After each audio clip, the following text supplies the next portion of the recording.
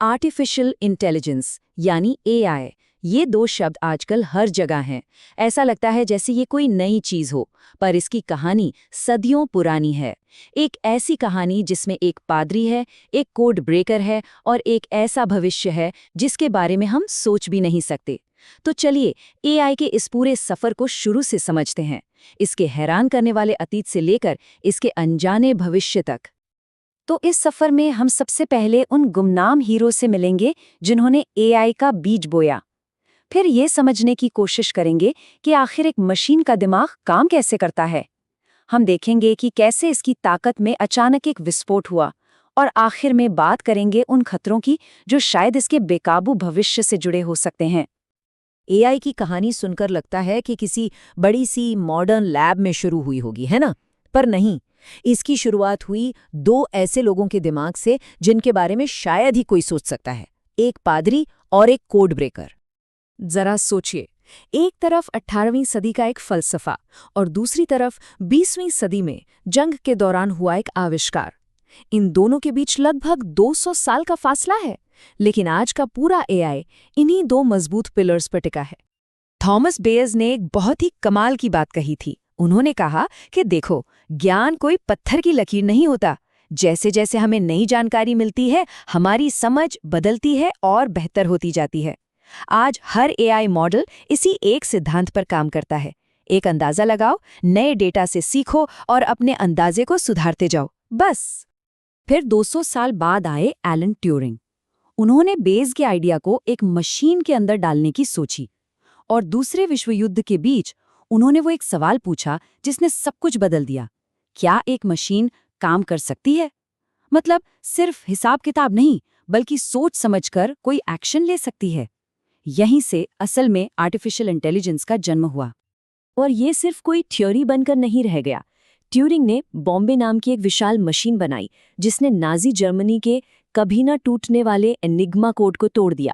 इस एक मशीन ने जंग का रुख बदल दिया, और ऐसा माना जाता है कि इसकी वजह से युद्ध 2 साल पहले खत्म हो गया और लाखों जानें बची। लेकिन देखिए विडंबना, जिस इंसान ने लाखों जानें बचाईं उसे हीरो का दर्जा नहीं मिला। युद्ध के बाद इंग्लैंड की ही सरकार ने उन्हें समलैंगिक होने के जुर्म में सजा दी। उनके साथ बहुत अमानवीय सलूक हुआ और सिर्फ 41 साल की उम्र में उनकी मौत हो गई।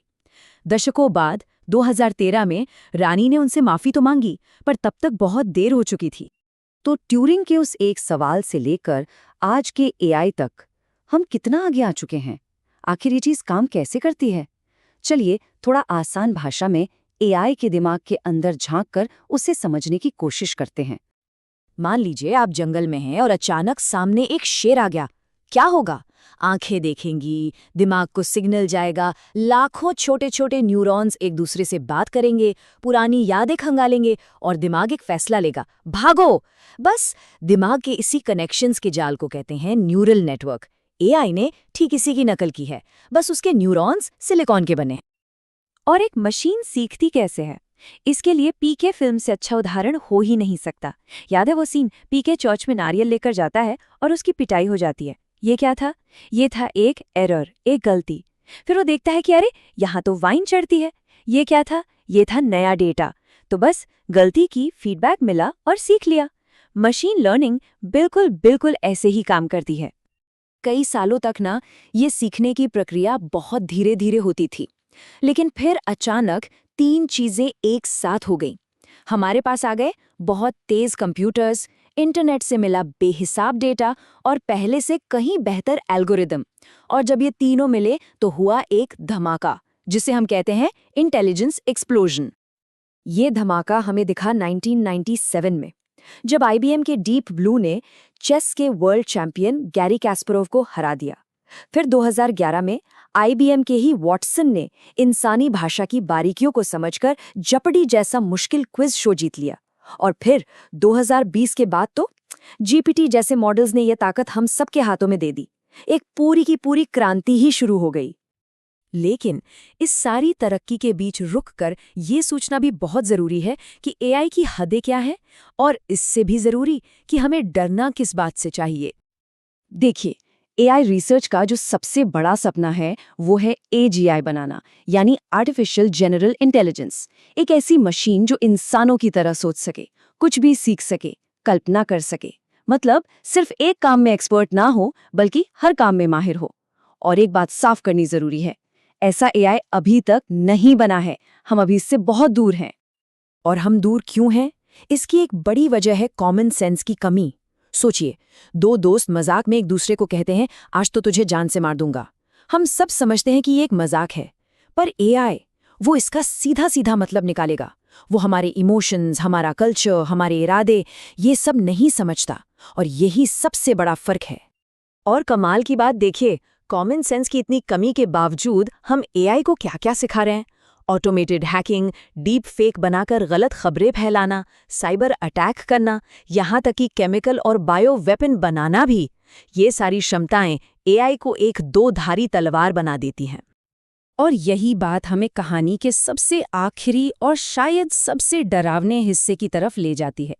क्या होगा जब ये मशीन हमसे भी ज्यादा स्मार्ट हो जाएगी और हमारे कंट्रोल से बाहर निकल जाएगी? देखिए, किसी भी एआई को सीखने के लिए क्या चाहिए? डेटा, बहुत सारा डेटा। और दुनिया का सबसे बड़ा और सबसे विविध डेटा सेट कहाँ है? हमारे देश में 140 करोड़ लोग, 1600 से ज्यादा भाषाएं और बोलियां। तो जब सैम ऑल्टमैन जैसे लोग भारत में इतनी रुचि दिखाते हैं, तो ये सिर्फ बिजनेस नहीं है। भारत किसी भी एआई मॉडल को ट्रेन करने के लिए दुनिया की सबसे परफेक्ट लैब है। लेकिन इस डेटा की भी एक लिमिट है। एक ना एक दिन तो आएगा जब एआई इंटरनेट पर मौजूद इंसानों का लिखा, बनाया, बोला सब कुछ सीख चुका होगा। जब सीखने के लिए कोई इंसानी डेटा बचेगा ही नहीं, तब क्या होगा? इसका जवाब है सिंथेटिक डेटा। मतलब एआई खुद को सिखाने के लिए खुद ही नया डेटा बनाएगा। वो अपने बनाए डेटा से सीखेगा और फिर उस सीख से और बेहतर डेटा बनाएगा। और ये एक ऐसा लूप बन सकता है, एक ऐसा चक्रव्यूह जो हमारी समझ और हमारे कंट्रोल से पूरी तरह बाहर हो। तो आखिर में कहानी घूम फिर कर हम इंसानों पर ही आ जाती है। असली सवाल ये नहीं है कि एआई क्या कर सकता है। असली सवाल ये है कि हम उससे क्या करवाना चाहते हैं। जिम्मेदारी मशीन की नहीं है, जिम्मेदारी हमारी है। और इसी एक सवाल के साथ आज की बात खत्म करते हैं। जरा सोचिए, एक एआई इंसानों के बिना भी मौजूद रह सकता है, पर अगर किसी दिन एआई को ये एहसास हो गया कि वो हमारे बिना भी रह सकता है, तब क्या होगा?